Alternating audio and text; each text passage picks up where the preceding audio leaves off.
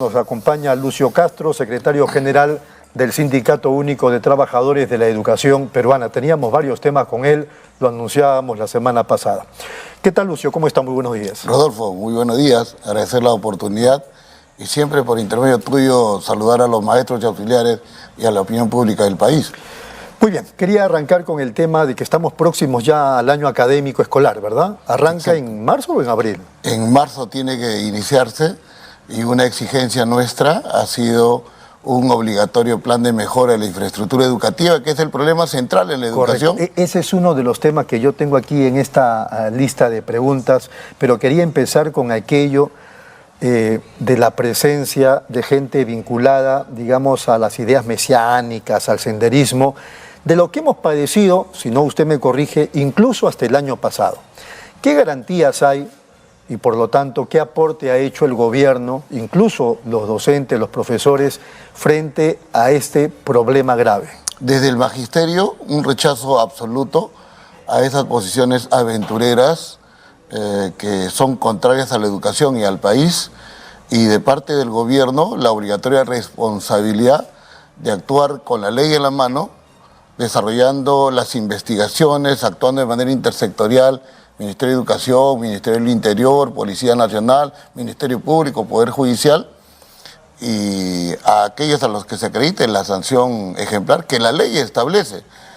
Y ahí, indudablemente, el gobierno no puede ponerse de lado, tiene que asumir su responsabilidad. La ley contempla las acciones correspondientes para aquellos que asumen este comportamiento. Entonces, porque hasta el año pasado sí han habido algunos casos, ¿verdad? Han habido, exacto, ¿no? En La Libertad, en Puno, profesores que han asumido una conducta prohibida por la ley y que los ha hecho involucrarse en este tipo de ilícitos y por tanto las investigaciones en el plano administrativo y judicial. Y entendemos que ya han habido también sanciones al respecto. Muy bien, el gobierno de Dina Boluarte mira con prioridad el tema de la educación. No hablo solamente del tema de infraestructura, sino globalmente. ¿Sienten, perciben ustedes que por lo menos en estos últimos tiempos de cara al año académico escolar que arranca en marzo, hay, digamos, interés del gobierno? Mira, es un gobierno frágil que no ha sabido solucionar los problemas principales del país: economía, recesión, la afectación de la economía de los trabajadores, el alza o encarecimiento del costo de vida, en el tema de la inseguridad ciudadana, el tema de corrupción, el mismo fenómeno del niño que no tiene la precaución correspondiente, y en el tema educativo lo que ha acreditado este gobierno es que está de espaldas a la educación. ¿Cuáles son los problemas sensibles en educación? Infraestructura, alimentación, equidad, acceso, herramientas tecnológicas, capacitaciones de los trabajadores y las remuneraciones, la dignificación. Y en todos esos aspectos hay falencias. Muy bien, desarrollemos alguno de esos temas, pero previamente preguntarle, ¿cómo quedó al final el tema del presupuesto para la educación en el 2024? Mira, el 2024 hay 45.000 millones destinados para educación y equivalen a menos del 4,1 del PBI.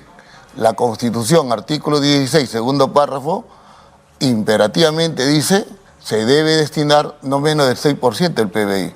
Significa que este gobierno está incumpliendo la Constitución y más todavía no mira la educación con los ojos de prioridad que el SUTED reclama, que el magisterio reclama. Entonces ahí hay innegablemente un desentendimiento y una demostración de que como gobierno la educación no interesa, la educación es discurso político, demagógico, pero no es preocupación real de este gobierno. Ahora, ningún gobierno ha llegado al 6%, ¿no? Ninguno, pero la Constitución lo indica y es obligatorio que se haga.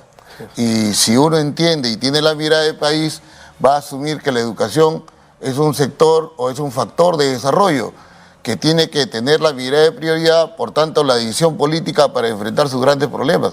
Ningún gobierno lo ha hecho. Significa que la educación en nuestra historia republicana es un compromiso postergado. Es un compromiso postergado, exacto. Bueno, este 4% que se ha aprobado, 4 y pico por ciento que se ha aprobado para el 2024, ¿en qué se va a usar? Mira, ahí veamos, infraestructura, 164.000 millones de déficit. ¿Cuánto destinan para infraestructura para el año 2024? Porque a la ministra le hemos escuchado que hay más de 5.000 millones de acá a 10 años. Este año 2024 se destina 3.800 millones, que en función de esos 164.000 millones es nada. Y te acredita que la educación en ese aspecto central no está siendo atendida, no es vista con prioridad. El tema alimentación, para lo cual nosotros hemos exigido una intervención intersectorial, puesto que el dato exacto es de cada 10 niños en edad escolar, 6 tienen anemia.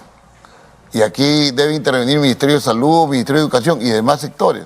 Pero no hay ese plan de intervención, Bueno, cuando, no hay esa atención. cuando le han preguntado a la directora ejecutiva de Caliwarma justamente sobre el tema de la anemia, donde ha habido dice, corrupción. Nosotros nos encargamos de la distribución. O sea, el tema no es con ellos.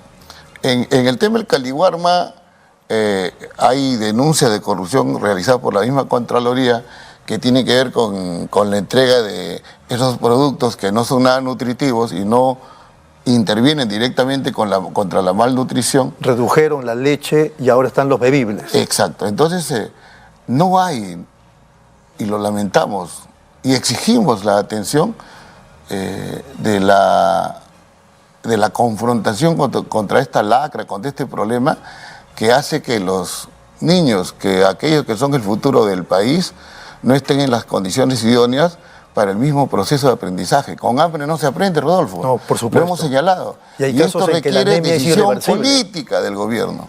Es decisión política del gobierno, decisión política del Congreso de la República. Y nosotros consideramos que con mayor presupuesto estos temas pueden ser enfrentados de mejor manera. Sin embargo, esa mirada no la tiene el Congreso, no la tiene el Ministerio de Economía, no la tiene el Ejecutivo. La educación no es vista con ojos de prioridad. Eso para nosotros es una conclusión lamentable, pero eso sucede y consideramos que esa mirada debe cambiar y para ello requerimos niveles de presión, niveles de movilización para hacer comprender al Estado de que tiene que hacer lo que tiene que hacer. Muy bien, pero al margen de eso, que son pésimas noticias, ¿es cierto, aclárenos por favor, que a partir del programa Caliwarma en este año ya van a haber desayunos escolares y también almuerzos? ¿Se regresa a los desayunos escolares? Se ha afirmado, pero si uno observa el presupuesto, eso no es definido. Por eso nosotros hemos dicho al Ministerio de Educación, aseguremos un plan de mejora como aspecto central y aseguremos una atención intersectorial del tema alimenticio. Entonces, hasta ahora no hay una respuesta en ese sentido. Uno revisa cómo está diseñado el presupuesto 2024 y va a encontrar que en estos aspectos y en estos rubros que hemos señalado hay absoluto abandono. Antes de entrar al tema de los docentes y los problemas laborales que tiene el magisterio, ¿podría describirnos o darnos algunos ejemplos de la situación de la infraestructura de los colegios en regiones? Mira, lo concreto es que para el inicio del año lectivo 2024, lo que va a operar en el país es un maquillaje de las instituciones a efectos de iniciar con las mismas dificultades que siempre tiene. ¿Cuáles son los grandes problemas? Sobre todo en la ruralidad.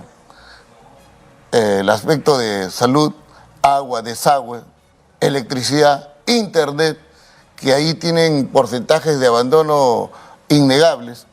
Sin ir muy lejos, tú vas a Comas, Caraballo, Coyique, Villa El Salvador, vas a encontrar instituciones educativas que tienen una infraestructura deprimente y que no son observadas y no son atendidas de parte del gobierno, que es una obligación. Por nosotros decimos la educación es una responsabilidad del Estado, no se puede desentender de ella. La educación es un problema del país y el gobierno tiene que atenderlo. Eso no sucede. No me tengo que ir a las provincias para ver los problemas que hay en la educación.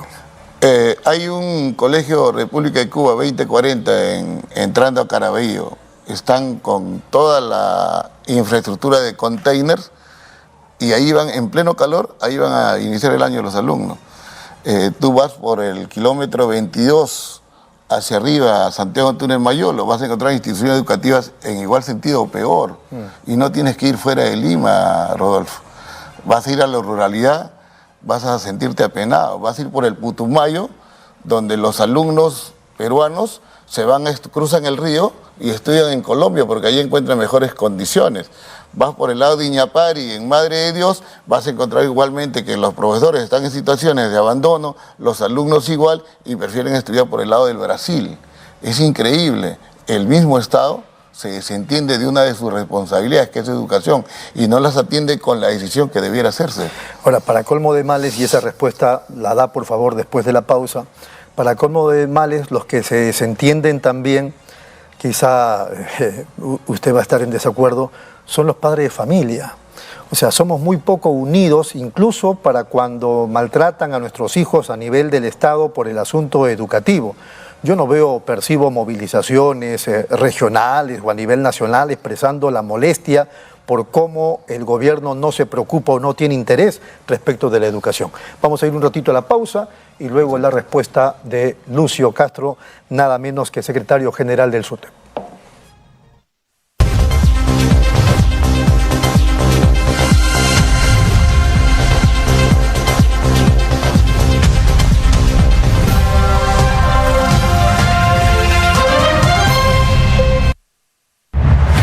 Nueva app de Derrama Magisterial.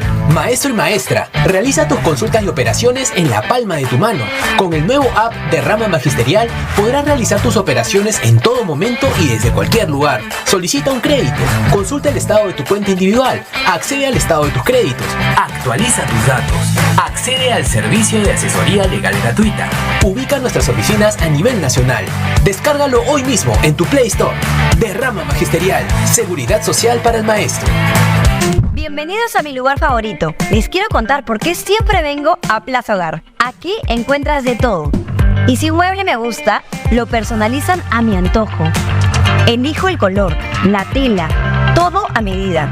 Y también puedo traer a reparar todos mis muebles. Además, el servicio de despacho funciona perfecto y a un precio accesible. Y por si fuera poco, siempre encuentro estacionamiento. Somos Plaza Hogar.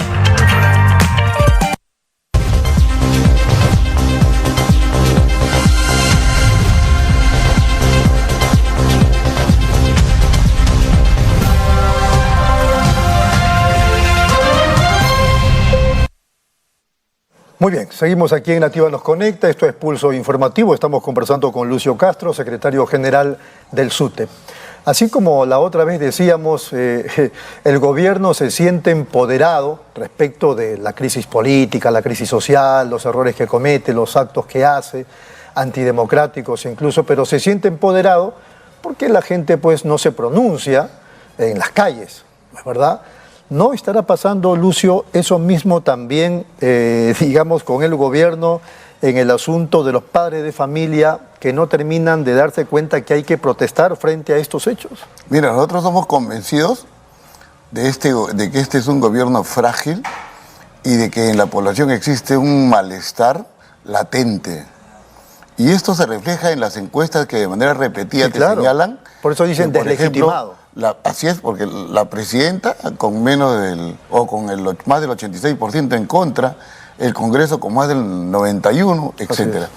Lo que pasa, creo, es que la población no confía también, es incrédula ante quienes levantan la voz, que igualmente no lo representan, y que hay una ausencia de liderazgos que sepan capitalizar ese descontento. Y consideramos que acciones como que denuncias ante la Fiscalía evidencien una vinculación y un nivel mayor de corrupción en el gobierno, en el Congreso, van a generar una situación de desembalse de eso que está acumulado. Entonces, ahí los padres de familia igualmente, nosotros somos padres de familia, los maestros, y tenemos ese descontento, esa desazón con el gobierno, con el Congreso, con los poderes del Estado en general. Los padres de familia, Rodolfo, son los que cubren la ausencia del Estado.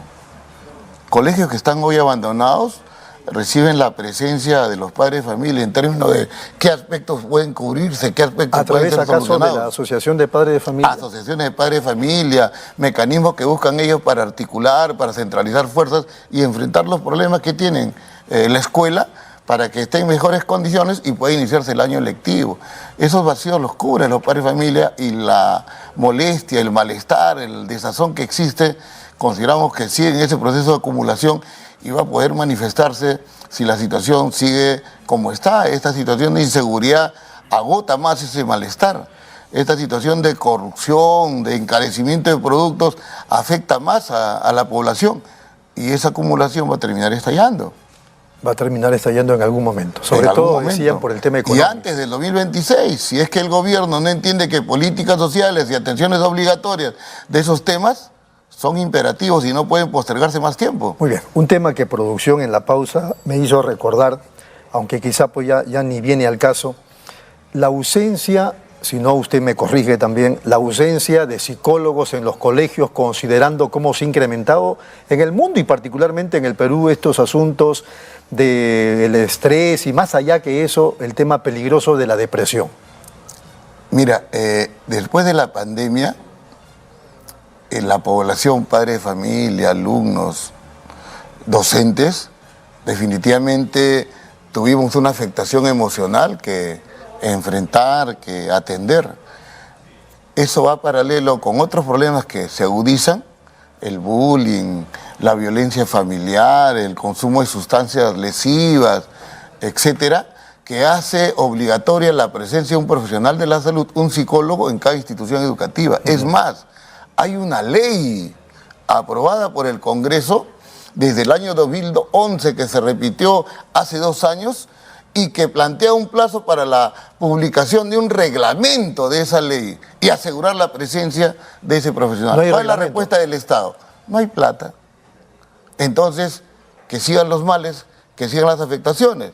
Por eso es importante la mirada del país de parte de los que gobiernan y digan, la preocupación por la educación es prioridad, sí, decisión política, la atención a estos grandes problemas. Eso no está sucediendo y seguimos siendo ubicados en situaciones de postergación en Latinoamérica y en el mundo. Las grandes naciones en el mundo han alcanzado desarrollo y ubicaciones de respeto justamente porque han entendido la educación como factor de desarrollo, han emprendido decisiones políticas, presupuestos idóneos y están en mejores condiciones. Mientras eso no ocurra, mientras no tengamos una clase política responsable y con esa mirada, las cosas continuarán de la manera que está. Esa ley que usted alude refería que debía haber mínimo un psicólogo por colegio. Habla de profesionales de la salud, de un psicólogo, de un enfermero y de un odontólogo. Y no se cumple. Y la respuesta es, no hay dinero. La salud del niño, la salud que es obligación del Estado atender, se posterga. Y eso no puede suceder. Cuando eso no es un gasto, es una inversión. Es una inversión. Mira, tú decías, el Ministerio de Economía increíblemente le ha dado más de 200 millones de soles al Congreso para derrocharlo en bonos. Y esas desatenciones que tienen los niños y esa despreocupación del Estado no se cubre.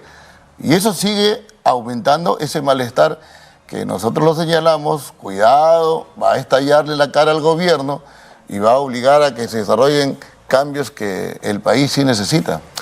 Bueno, pasemos ya al culminar la entrevista, Lucio, por favor, el tema de los problemas laborales de los docentes del magisterio. ¿Ustedes están trabajando la idea de una huelga o entendí mal? El SUTE siempre ha tenido una voluntad dialogante y en esa lógica, conforme la Constitución indica, hemos participado de un proceso que se llama negociación colectiva, por ser el sindicato mayoritario, el único existente en el país. Hemos participado planteando nuestro pliego de reclamos, debatiendo esto con el gobierno, hemos llegado a acuerdos, hemos firmado un acta de convenio colectivo.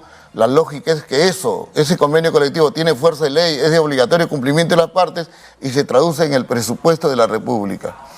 Hay aspectos que se han entendido, pero los aspectos centrales no. ¿Cuáles son esos Por centrales? ejemplo, este tema de la infraestructura escolar, este tema de la alimentación de los alumnos, la situación de a los compañeros 75.000 que han sido nombrados, no se les reconoce un derecho, no se les entrega un bono de la escolaridad, que se entrega a toda la administración pública. A los compañeros que le decimos soldados de la patria, docentes que trabajan en zona rural, frontera o en el BRAE, en esas condiciones sacrificadas necesitan un nivel de incentivo aprobado y firmado por el gobierno. No está en el presupuesto. El incremento de sueldos, que es una política de Estado de tal forma que al 2026 el maestro llegue a ganar una UIT. Este año lo han cortado y han frustrado toda esa política de Estado. Se desentienden de una política de Estado de este gobierno y no la consideran en el presupuesto.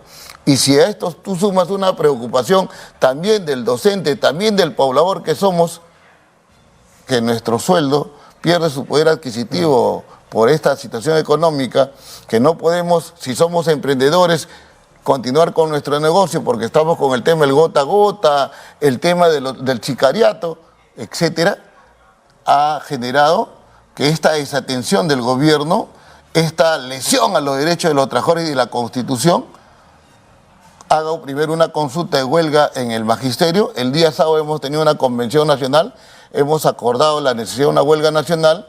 En marzo de este año nos reunimos para determinar la fecha de la huelga, el inicio de la huelga nacional indefinida.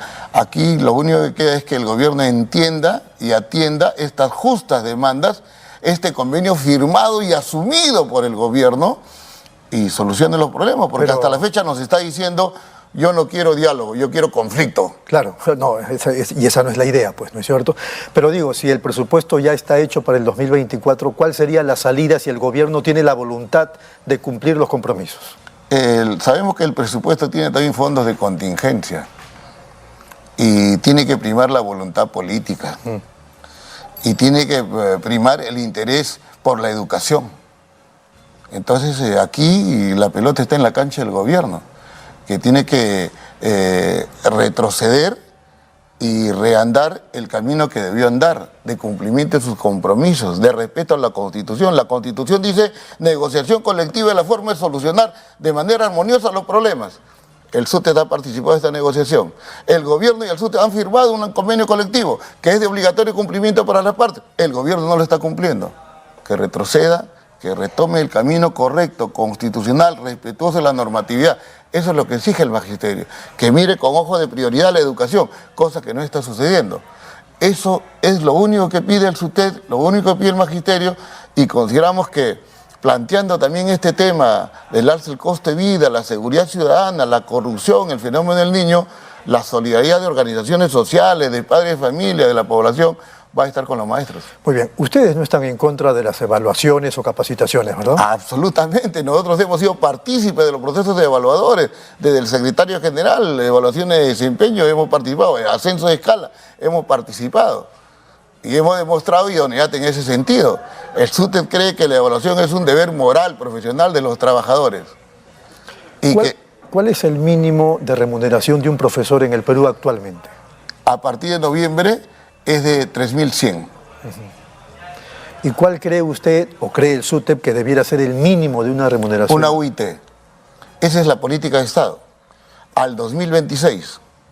Y nosotros hemos planteado que, así como los años anteriores, se desarrolle 500 soles de aumento en el año, 250 soles en marzo y 250 soles en noviembre. Que en el promedio no es 500 soles al año, pero así lo hemos planteado. Y este gobierno ha cortado, ha frustrado esta posibilidad, y eso va a significar que al 2026 esa política de Estado no se cumpla. Muy bien, tenemos que culminar. Yo le pediría una reflexión al final de la entrevista de cara al inicio del año escolar, que es en marzo. Nosotros, como SUTEP, vamos a cumplir con nuestro propósito de asegurar el inicio del año, de asegurar que la exigencia de que hayan condiciones elementales mínimas, y de seguir planteándole al gobierno la necesidad que, mediante diálogo, atienda aquello que es justo y legal.